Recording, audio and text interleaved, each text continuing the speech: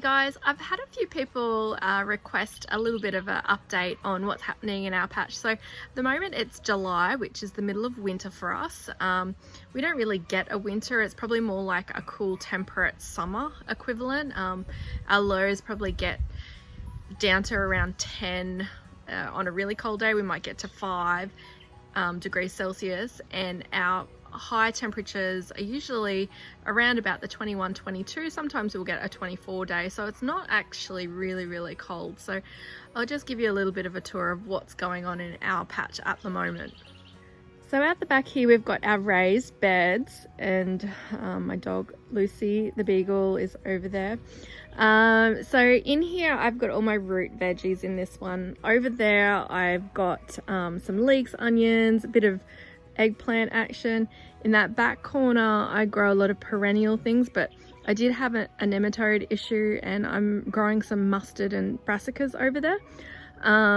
Obviously I've got some, you can see the tromboncino climbing up, and that's my Madagascan climbing bean. It's actually quite warm at the moment, so it's looking a little bit wilted. Normally it's quite flush over there. And just a little bit over, I've got my potatoes in the back over there. I've just finished a few different things in this bed. I pulled out my snow peas and I'm putting in some more on this side here. I've got, this is one of my Dirt Lovers planting plans for autumn. So we've got leeks in here, lettuce, lots of herbs, lots of kohlrabi, and some snow peas, which we're just harvesting now. So the really cool thing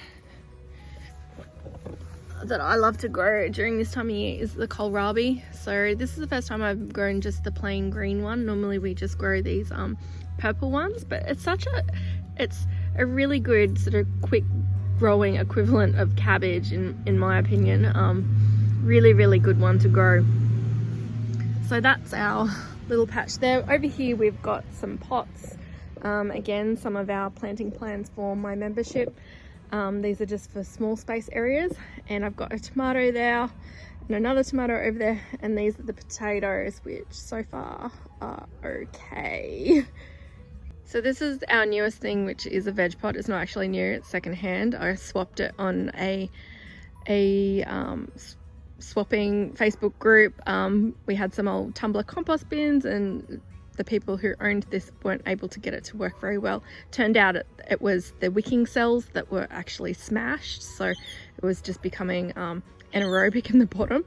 Cost me $40 to fix it up. We've had these nets for a while. We got them for our aquaponics to stop the possums coming in. So it's actually 2 medium. The pot itself is a large, and then the little nets on top are from 2 medium pots. So let's just take a look inside. So on this side, I've got all my Asian greens and a couple of cabbages. This little one's stunted because he's got some aphid issues. I squished them the other day. I've got some more radish succession in there, and lots of fennel on this side. Then on the other side, this is where all my beans are hiding from the bean fly. So hopefully we'll get some in between. I've got just some little rows of beetroot as well, so that's one side. So this time of year our passion fruit vine looks really terrible, so you can see, but it's got lots of fruit. So we're needing to really rejig this chicken run hopefully in the next month or so. We're moving our trees out of there so it's easier to get in and get mulch in and out. And also we need to cover it completely from wild birds because they keep bringing mites for us, which is a lovely thing to deal with. If you've got chickens, you probably may have experienced it or not, but it's not much fun trying to get rid of it. So that's our chicken run. Along here we're going to change it, so we've got all of our citrus trees just on the outside of our chicken run. So we've got a lemon and a caracara orange. I want to get a mandarin and a lime tree. The citrus didn't do very well inside the chicken run. I think it was a little bit too acidic, so that's why we're bringing them out. Now of course there's a dog howling across the street, which is driving me bonkers, but we will press on. This is our aquaponics. It's not quite right. at the moment, and I have a feeling it's because we've got shade in the middle of winter, but we're getting lots of greens out of here. I get lots of lettuce, obviously lots and lots of spring onions. The strawberries are actually doing really well. The kids get those, obviously, especially when they're hanging down like that. I'm surprised they're still there, to be honest. But yeah, we've got lots of green action happening in here. The celery does really well in here, but it does sometimes block up the drains, so we need to keep an eye on that. I've got little propagation here, I just jam things in that I want to duplicate. Okay, front garden, we've got our garlic kicking along now. I've got some broccoli here, which we're just starting to see little heads of. I've got a tomato there. I think that's a pink Thai egg. It's pretty sad. I have a feeling our soil is pretty low in calcium and magnesium, so I need to sort of have a look at that.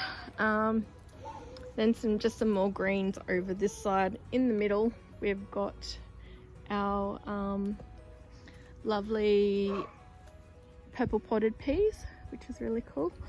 And then over here I have some more potatoes. So these ones were planted probably about a month after the ones out the back. They're a different variety. These ones are the royal blues. The ones back there are the Sebagos.